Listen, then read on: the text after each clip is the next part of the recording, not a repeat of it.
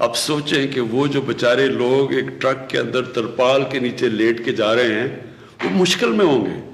دیکھیں مجھے میں آج یہ کہنا چاہتا ہوں کہ جو ہم نے لوگوں کو پکڑا ہے اور جیلوں میں ڈالا ہے، یہ جو پولیس نے، میں نے سنا ہے کہ لوگوں کو جیلوں میں بھی ڈالا ہے یا فیکٹری میں کام کر رہے تھے وہ پکڑ کے لے گئے، ان سب کو چھوڑ دیں۔ دیکھیں لوگ مشکل میں ہیں، لوگ گھبرائے ہوئے ہیں، لوگوں کو فکر یہ ہے کہ میں اپنے بیوی بچوں کا پیٹ کیسے پالوں گا۔ یہ آسان فیصلے نہیں ہیں لوگوں کے۔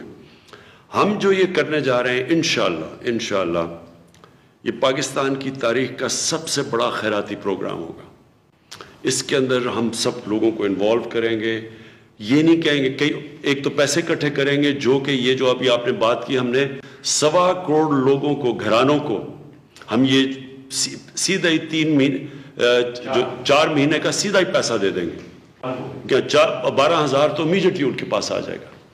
پھر یہ جو ڈیٹا بیس ہے اس کے اوپر جتنا بھی ہم پھر پیسہ اکٹھا کریں گے، کیونکہ ظاہر ہے لوگ زیادہ بھی نکل سکتے ہیں، تو وہ جو ہمارے کرونا ٹائیگرز ہیں وہ آئیڈینٹیفائی کریں گے کہ اور کدھر لوگوں کو مشکل ہے، تو یہ ہمارا ڈیٹا بھی بنتا جائے گا، ان لوگوں کو بھی پیسہ جیسے جیسے ہمارا پیسہ آئے گا وہ پہنچاتے جائیں گے ہم۔ کوشش یہ ہے کہ یہ پاکستان کی تاریخ کا سب سے بڑا ایک ریلیف ورک ہم کریں گے، لیکن آرگنائز طریقے سے۔